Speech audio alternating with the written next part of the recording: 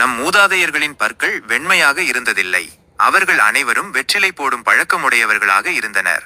ஆனால் இன்று நாம் பெட்டி பெட்டியாக மாத்திரைகளை உட்கொள்வது போல அவர்கள் மாத்திரைகளை சார்ந்திருந்தவர்கள் அல்ல.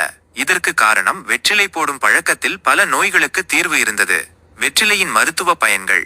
செரிமான சக்தி. வெற்றிலை, பாக்கு, சுண்ணாம்பு இவையாவும் சேர்ந்து நல்ல செரிமான சக்தியை உருவாக்கின. காரத்தன்மை கொண்ட வெற்றிலையும் துவர்ப்புத்தன்மை கொண்ட பாக்கும் எரிப்புத்தன்மை கொண்ட சுண்ணாம்பும் கலந்து எந்த சிக்கலான உணவையும் ஜீரணிக்கும் தன்மையை கொண்டிருந்தன. சுண்ணாம்புச்சத்து. முதுமையில் ஏற்படும் சுண்ணாம்புச்சத்து இழப்பை வெற்றிலை பாக்கில் உள்ள சுண்ணாம்பு ஈடு செய்தது. தமிழர்கள் வெற்றிலை பாக்கு போடும் பழக்கத்தை ஆங்கில மருத்துவர்களின் ஆலோசனைகளை கேட்டு கைவிட்டார்களோ அன்றே அவர்களுக்கு பல்வேறு நோய்கள் வர ஆரம்பித்தன. சர்க்கரை நோய் மிக அதிகமாக பரவியதற்கும் வெற்றிலை போடும் பழக்கத்தை கைவிட்டதும் ஒரு முக்கிய காரணமாகும்.